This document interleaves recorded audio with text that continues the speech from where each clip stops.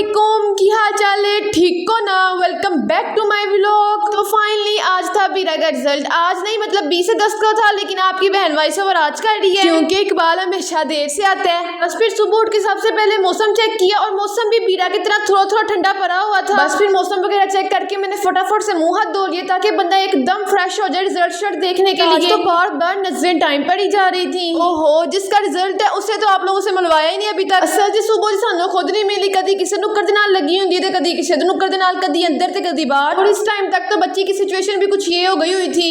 बंदा तो गुनहगार है, तू रहमान है मौला, बंदे पे कर्म करना तेरी शान है मौला।